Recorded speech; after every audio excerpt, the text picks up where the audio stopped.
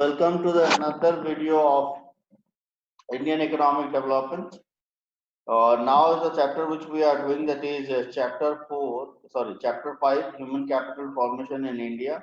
This is the part 4. Already 3 part of this chapter has been done and it has been uploaded to the same channel. Once watch that all the 3 parts and then start watching this one. Otherwise आप लोगों को कुछ भी समझ में नहीं आएगा. तो चलिए शुरू करते हैं आज का वीडियो बेटा देखना. Introduction, meaning of human capital formation, sources of human capital formation, human capital and economic growth हम कर चुके हैं. आज जो हम करने जा रहे हैं वो है ह्यूमन कैपिटल और role of human capital formation, problems of human capital formation. ये जो टॉपिक है ये मैंने source of human capital formation में करा चुका हूँ और ये टॉपिक को जानना है तो एक बार इसको अच्छे से देख लेना. और ये बहुत इंपॉर्टेंट टॉपिक है, समझ रहे हो, तो इसको आप देख लीजिएगा. उसके बाद human capital and human development, उसके बाद human capital formation in great prospects. ये 3 टॉपिक आज हम करने वाले हैं. एक है role of human capital formation, human capital and human development और human capital formation in India great prospect. ये 3 टॉपिक आज हम कंप्लीट करेंगे इस वीडियो में. सो आप लोग थोड़ा ध्यान से कॉन्सेंट्रेटली देखिएगा, अपना सीट बेल्ट बांध लीजिए और वेरी केयरफुली आप बैठ जाइए. ठीक है, तो शुरू करते हैं हमारा आज का वीडियो. जैसे बेटा देखो कि role of human capital formation, मतलब ह्यूमन कैपिटल तो हमने बना दिया, इसका क्या रोल है, ह्यूमन कैपिटल क्या काम करता है, ह्यूमन कैपिटल क्या काम करता है वो हमको जानना है. ह्यूमन कैपिटल का काम क्या है, हम बना दिए, education, health, on the job training सब कुछ देके बना लिए. बनाने के बाद ह्यूमन कैपिटल एक कंट्री के डेवलपमेंट के लिए क्या काम करता है, इसका इंपॉर्टेंस क्या है, उसको आज हम इम्पोर्टेंटली या मोस्ट क्या बोलते हैं देखेंगे, फोकस करते हुए उस चीज के ऊपर देखेंगे. तो इसको समझने के लिए कुछ पॉइंट्स हैं, उसको हम समझ लेते हैं. देखो बेटा जो मैंने लिखा है ना आपके स्क्रीन में दिख रहा है, this is for your notes only and the points just मैं आपको एक्सप्लेन कर दूंगा, वो आप देख लीजिएगा. ठीक है, तो जो पहला पॉइंट आता है वो क्या है, effective use of physical capital. Physical capital का इफेक्टिव यूज कब हो पाएगा, जब हमारे पास स्किल्ड ह्यूमन कैपिटल होंगे. तो जितने फिजिकल कैपिटल हम इन्वेंट कर रहे हैं, जितने भी फिजिकल कैपिटल हम इन्वेंट कर रहे हैं, वो फिजिकल कैपिटल का हम क्या कर सकते हैं, तो effective use of physical capital कब हो सकता है, जब अच्छा ह्यूमन कैपिटल फॉर्मेशन होगा एक कंट्री. मतलब हम जितना भी फिजिकल कैपिटल बना लें, जमीन बना ली, एक उपजाऊ जमीन को एक प्रोडक्ट एक अनउपजाऊ जो जमीन कोई काम का नहीं है, बंजर है, उसको उपजाऊ जमीन बनाने के लिए एक ह्यूमन कैपिटल की जरूरत है. इसको हम फिजिकल कैपिटल के तौर पर देख सकते हैं, एक बंजर जमीन को. बात समझ लो, हम कितना भी बड़ा बिल्डिंग बना के दे दें मगर उसमें काम करने वाले, अच्छे काम करने वाले आदमी नहीं होंगे, या एक इतना बड़ा सा स्कूल हो उसमें एक क्या बोलते हैं कि अच्छे प्रिंसिपल नहीं होंगे, तो डेफिनेटली उसका कोई मतलब ही नहीं है. तो एक अच्छा ह्यूमन कैपिटल फॉर्मेशन होना बहुत जरूरी है. और ह्यूमन कैपिटल फॉर्मेशन होगा तो जितने भी हमारे फिजिकल कैपिटल है उसकी क्या इफेक्टिव यूज हो पाएगी. जैसे हमारे भारत ना माइन से भरा हुआ है, ये माइंस कब इफेक्टिव यूटिलाइज हो पाएगी, जब इसके पास अच्छा ह्यूमन कैपिटल होंगे. तो ह्यूमन कैपिटल हमको फॉर्मेशन करना बहुत जरूरी है. दूसरा आता है हाई प्रोडक्टिविटी एंड प्रोडक्शन. किसी भी कंट्री का ह्यूमन कैपिटल अच्छा डेवलप्ड है तो प्रोडक्टिविटी और प्रोडक्शन दोनों का इतना डेवलपमेंट होगा, कि country surplus amount of goods क्या बना सकती है अपने कंजप्शन के लिए, एंड इसके साथ साथ वो दूसरे कंट्री को भी क्या अपनी सेवा दे सकती है. उसके बाद आता है इन्वेंशन, इनोवेशन, टेक्नोलॉजिकल इम्प्रूवमेंट. ये भी हो सकता है, डेफिनेटली होगा भाई.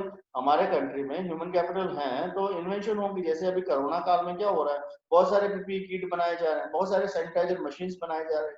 ये मशीन्स कौन बना रहा है, वही स्किल्ड ह्यूमन बीइंग बना रहा है, जिसके पास ब्रेन है, दिमाग है, वो अपने दिमाग को यूज कर रहा है और ये इनोवेशन इन्वेंशन कर रहा है और हमारे कंट्री में ये यूटिलाइज हो रही है.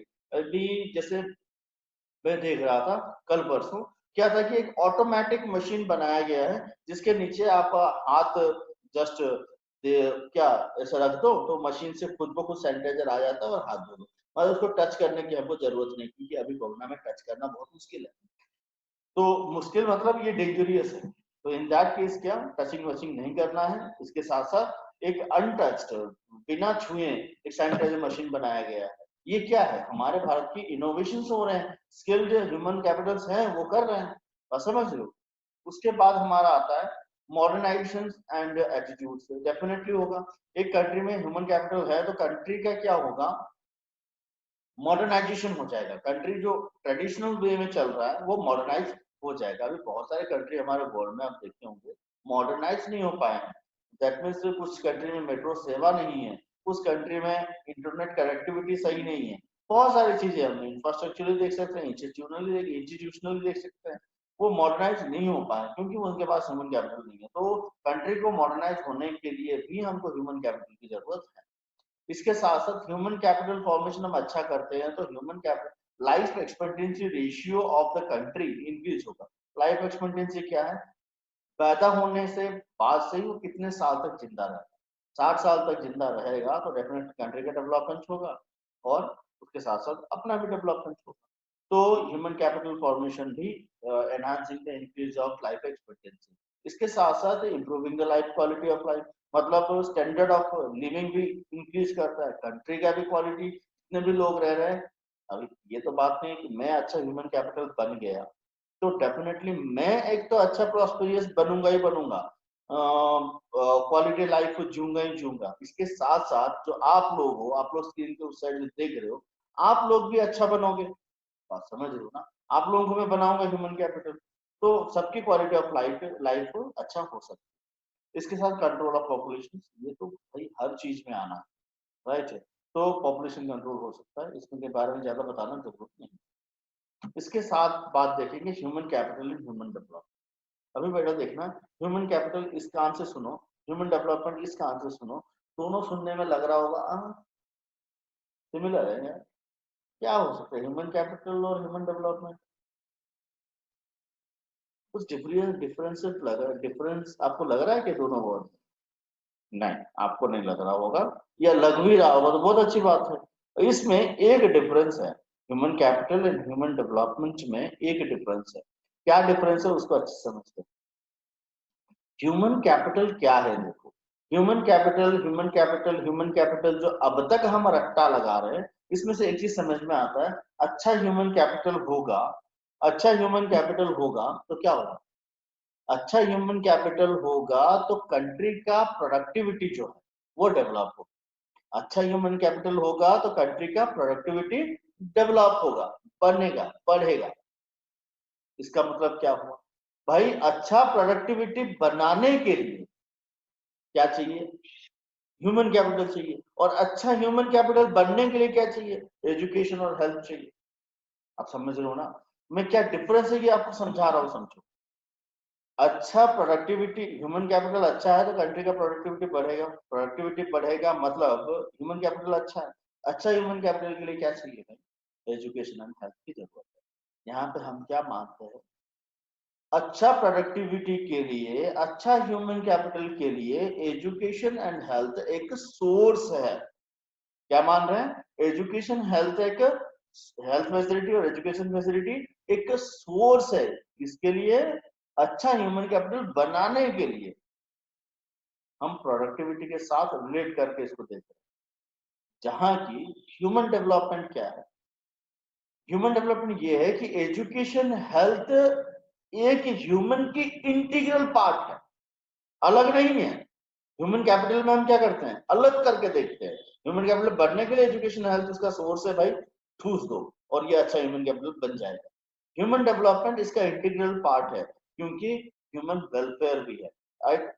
एजुकेशन हेल्थ कंपल्सरी उसको चाहिए, भले ही वो प्रोडक्टिविटी दे या ना दे। बात को समझ रहे हो, प्रोडक्टिविटी दे या ना दे उसको एजुकेशन हेल्थ फैसिलिटी देना ही देना है। हर वो ह्यूमन बीइंग को एक अच्छा ह्यूमन वेलफेयर के लिए, उसके वेलफेयर के लिए, सेल्फ वेलफेयर के लिए देना चाहिए। यही एक डिफरेंस है। एजुकेशन हेल्थ ह्यूमन कैपिटल का सोर्स माना जाता है और यहाँ पे क्या माना जाता है, इंटीग्रल पार्ट माना जाता है। ह्यूमन डेवलपमेंट में एजुकेशन और हेल्थ को इंटीग्रल पार्ट माना जाता है और ह्यूमन कैपिटल में एजुकेशन और हेल्थ को एक सोर्स माना जाता है। बस समझ गए। तो देयरफॉर ये ह्यूमन कैपिटल एक पर्सपेक्टिव ऐसे बन के आता है, बेसिक एजुकेशन और हेल्थ केयर उनको चाहिए। उसके साथ साथ लेबर प्रोडक्टिविटी का individual right every individual in the country, इसमें से हमको एक चीज हम कंक्लूड कर सकते हैं, भारत में एवरी इंडिविजुअल को राइट है कि वो पढ़ाई करे और अच्छा हेल्थ फैसिलिटी ले पाए, ना कि अच्छा ह्यूमन कैपिटल बनेगा तभी हम उसको एजुकेशन हेल्थ देंगे। इसका बात ये हो जाता है कि भारत में जितने हैंडीकैप्ड हैं उन लोगों को एजुकेशन फैसिलिटी मिलता ही नहीं, क्योंकि वो अच्छा ह्यूमन कैपिटल तो बन ही नहीं पाएंगे, नहीं बन पाएंगे तो उन लोगों को एजुकेशन मत दो, हेल्थ मत दो। इसीलिए ह्यूमन डेवलपमेंट के पॉइंट ऑफ व्यू से देखा जाए तो हर एक ह्यूमन बीइंग को क्या होना चाहिए, एजुकेशन और हेल्थ उसका इंटीग्रल पार्ट है, उसकी वो राइट है, उसकी वो हक है, समझ गए। इसके साथ साथ human capital formation in India great prospective से इसको थोड़ा देखते हैं कि ये क्या है, बात समझ रहे हो। We have already learn human capital formation, human capital formation कैसे होता है हम ऑलरेडी लर्न किए, जिसमें education, health, on the job training, migration हो गया, इंफॉर्मेशन हो गया, ये सब एक इम्पॉर्टेंट पार्ट, बात समझ रहे हो ना, ये सब एक इम्पॉर्टेंट पार्ट है, उसको थोड़ा लगा के जाना, नहीं जैसे इम्पोर्टेंस पार्ट है। मगर हम क्या करेंगे, एजुकेशन और हेल्थ को थोड़ा एक इम्पोर्टेंस मान के हम आगे देखेंगे कि एजुकेशन हेल्थ हमने देख लिया कि ह्यूमन डेवलपमेंट के लिए बहुत ही इंपॉर्टेंट है, वैसे ह्यूमन कैपिटल के लिए भी इंपॉर्टेंट है। तो हमारे भारत में, हमारा भारत जो है ना एक फेडरल स्ट्रक्चर है, फेडरल स्ट्रक्चर का मतलब क्या, टू और more than two tier of government जिस कंट्री में होगी उसको हम फेडरल स्ट्रक्चर ऑफ गवर्नमेंट बोलेंगे, फेडरल कंट्री बोलेंगे। हमने क्लास 9th में इसको, सॉरी क्लास 10th में हमने इसको पढ़ा था, क्लास 10th में हमने इसको पढ़ा था कि फेडरल स्ट्रक्चर ऑफ गवर्नमेंट क्या होती है, राइट, फेडरलिज्म चैप्टर में पॉलिटिक्स याद कर। हमारा कंट्री फेडरल स्ट्रक्चर होने के साथ साथ यूनियन कंट्री भी है, यूनियन गवर्नमेंट की है, और हमारे कंट्री में जो कॉन्स्टिट्यूशन ये बताता है कि भारत में जो 3 टायर ऑफ गवर्नमेंट है ना, सेंट्रल, स्टेट और लोकल गवर्नमेंट, ये तीनों गवर्नमेंट की जिम्मेदारी है अच्छा एजुकेशन और हेल्थ प्रोवाइड कराना, क्योंकि ये ह्यूमन वेलफेयर से जोड़ के देखा जाता है, ह्यूमन डेवलपमेंट से जोड़ के देखा जाता है, ह्यूमन कैपिटल तो सेकेंडरी मैटर आ जाता है। तो ये इंश्योर करना बहुत जरूरी होता है कि भारत में एजुकेशन और हेल्थ फैसिलिटी इक्वली सभी को मिल रहा है कि नहीं मिल रहा है, इसमें गवर्नमेंट का इंटरवेंशन बहुत जरूरी है। देख लेते हैं गवर्नमेंट इंटरवेंशन यहाँ पे क्या क्या है। तो देखना कि हमारे भारत जो गरीब है, गरीबी मतलब 26-25% भारत में क्या है, गरीब है, हमने पॉवर्टी चैप्टर में देखा था, इतने गरीब लोग क्वालिटी एजुकेशन और हेल्थ फैसिलिटी ले नहीं पा रहे, इसलिए हम क्या करना पड़ेगा, गवर्नमेंट को यहाँ पे इंटरवेंशन करना पड़ेगा, गवर्नमेंट को आना पड़ेगा, क्योंकि हमारे भारत में प्राइवेट और पब्लिक दोनों है, गवर्नमेंट और प्राइवेट दोनों ऐसे संस्था हैं जो एजुकेशन और हेल्थ फैसिलिटी प्रोवाइड करा। तो इसमें ये इंश्योर करना बहुत जरूरी है कि क्वालिटी एजुकेशन और हेल्थ फैसिलिटी अवेलेबल हो पा रही है। भारत में जैसे देखेंगे कि जो गरीब तबके की लोग हैं, वो प्राइवेट स्कूल में पढ़ नहीं सकते, प्राइवेट एजुकेशन में या मल्टीनेशनल मल्टी फैसिलिटी होने वाले हॉस्पिटल हो, स्कूल में पढ़ाई नहीं कर सकते। तो इसके लिए गवर्नमेंट को क्या करना पड़ेगा, ये रेगुलेट करना पड़ेगा कि फीस कम ले, जो चार्जेस हाई ना हो, पैसा कम हो और क्वालिटी एजुकेशन मिले। जैसे कि फॉर एग्जांपल हम देख लेते हैं कि गवर्नमेंट का इंटरवेंशन क्यों जरूरी है। भारत में जो आप देख लेना, आपको जो नोट्स में यहाँ दे रहा हूँ ना, ये आपके नोट्स के लिए दिया गया है, बात समझ रहे हो ना, ये आपके किसके लिए दिया जा रहा है, नोट्स के लिए दिया जा रहा है। तो अच्छे से नोट्स लिख लेना, मैं आपको जस्ट समझा दे रहा हूँ। तो गवर्नमेंट का इंटरवेंशन बहुत जरूरी है, क्योंकि एग्जाम्पल ऐसा क्या है, भारत में पोलियो वाला ऐसा होता है कि भारत में ये पोलियो के लिए क्या किया जाता, एक प्राइवेट को दे दिया जाता है कि भाई आप जितने इंजेक्शन लगाओगे, पोलियो टीका दोगे, उतने पैसा आपको मिलेगा। और प्राइवेट वाले हर वक्त होते हैं क्या, प्रॉफिट मैक्सिमाइजेशन के वे में होते। तो प्रॉफिट मैक्सिमाइजेशन के वे में ये क्या करता है, पेड़ को, जानवरों को, सबको पोलियो टीका लगा देता है, हाँ मैंने लगाया सर पैसा, वो अपनी प्रॉफिट की सोच। यहाँ पे पोलियो में गवर्नमेंट ने इंटरवेंशन दिया, गवर्नमेंट इंटरफियर किया, पोलियो वैक्सीन मंगाया गया, फ्री ऑफ कॉस्ट दिया गया, एडवर्टाइज किया गया, लोगों को अवेयर कराया गया, पोलियो कितनी खतरनाक बीमारी है, ये सब चीजें कराने के बाद आज हम भारत में पोलियो मुक्त। तो कहीं ना कहीं अच्छी एजुकेशन और हेल्थ फैसिलिटी भारत में पूरे लोगों को प्रोवाइड करने के लिए क्या जरूरत है, जरूरत है गवर्नमेंट की। तो अभी देखते हैं कुछ रेगुलेटेड अथॉरिटी हमारे भारत में हैं जो एजुकेशन और हेल्थ की पूरी जायजा लेते हैं। वैसे हर स्टेट में भी अपना अपना डिपार्टमेंट है, हर सेंट्रल गवर्नमेंट में अपना अपना डिपार्टमेंट है जो एजुकेशन हेल्थ को रेगुलेट कर रहे हैं। जैसे कि हमारे भारत में एनसीईआरटी है जो 12वीं तक की स्कूलों की जायजा लेता है। उसके बाद कॉलेजेस के लिए क्या है, यूजीसी है ग्रेजुएशन के लिए, पीजी प्रोग्राम्स के लिए हो गया, मास्टर डिग्रीज के लिए हो गया, वो यूजीसी है। उसके साथ साथ जो आपका है एआईसीटीई जो आपका है, ये एआईसीटीई, सर थोड़ा क्लास ले रहा था मैं, आ रहा हूँ। हाँ, तो जैसे आप लोग देखोगे एआईसीटीसी है हमारे भारत में, जो टेक्निकल एजुकेशन है, जो क्या, जैसे कि इंजीनियरिंग हो गया, आईटीआई हो गया, आईटीआई इंडस्ट्रियल ट्रेनिंग इंस्टीट्यूट, ये सब इसके अंतर्गत आता है, ये रेगुलेट करता है। जैसे हेल्थ फैसिलिटी है आईसीएमआर, आप देख रहे होंगे कोरोना का जो डेली शाम को जो प्रेस मीट हो रही है उसमें आईसीएमआर के चीफ भी बैठे रहते हैं, वो रेगुलेट करते हैं मेडिकल कॉलेजेस एंड भारत के हॉस्पिटल है पूरे। वैसे भी हर स्टेट में अपना अपना डिपार्टमेंट होता है, इसको रेगुलेट कर रहे हैं। तो गवर्नमेंट में ऐसे भी हैं जो रेगुलेट कर रहे हैं। आप लोगों का एक होमवर्क, ये सब इंस्टीट्यूट कब एस्टैब्लिश हुए भारत में, आप लोग कौन से ईयर में हुए, ये ईयर मुझे आप बताओगे कमेंट सेक्शन में या व्हाट्सएप ग्रुप में, ठीक है। उसके बाद basic education health care fundamental rights, ये भारत में बेसिक एजुकेशन और हेल्थ फंडामेंटल राइट्स है। राइट टू एजुकेशन एक्ट 2019 में लाया गया। इसके तहत भारत में क्या होगा, क्या हो सकता है, भारत में हर एक बंदे को, हर एक बच्चे को एजुकेशन मिले, उसकी वो अधिकार है, हेल्थ भी उसकी अधिकार है। बात समझ रहे हो। इसके तहत हमारे भारत में जो गरीब हैं, आपको पता होगा ये चीज, बहुत पैसा खर्चा हो रहा है, रेगुलेशन नहीं होगा ठीक से ना तो दिक्कत आ जाएगी।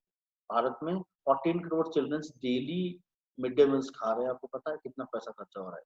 इसके साथ साथ बहुत सारे लोग काम कर रहे हैं, ये गवर्नमेंट पैसा खर्चा कर रही है या पेरेंट्स पैसा खर्चा कर रहे हैं, मगर इसका आउटकम कैसे होगा, एक अच्छे से रेगुलेट होना है गवर्नमेंट के लिए, इसीलिए इतने सारे इंस्टीट्यूट है जो रेगुलेट कर रहे हैं। इसके बाद आपका आता है substantial section of our people can not afford to reach super speciality health care higher education. बहुत सारे हमारे गवर्नमेंट में ऐसा देखना पड़ेगा कि ऐसे जो बजट है, हमारा जो बजट होता है भारत का, जो जीडीपी होती है उसका कितना परसेंट हम क्या कर रहे हैं, इसमें कंट्रीब्यूट कर रहे हैं। बहुत सारे लोग ऐसे गरीब हैं कि वो अफोर्ड ही नहीं कर पा रहे हैं। ये हमको इंश्योर करना पड़ेगा कि भारत का हर वो गरीब बेसिक एजुकेशन और हेल्थ फैसिलिटी ले पाए। इसके साथ साथ आपका जो आ रहा है जीडीपी, हमारे भारत में दिल्ली एक ऐसा स्टेट है जो अपने जीडीपी का मैक्सिमम, भारत में सबसे ज्यादा जीडीपी का जो शेयर है वो एजुकेशन और हेल्थ शेयर में कंट्रीब्यूट करता है, वो है दिल्ली। इसके साथ साथ आपका ये टॉपिक कंप्लीट होता है। Thank you very much for watching, stay best, stay tuned.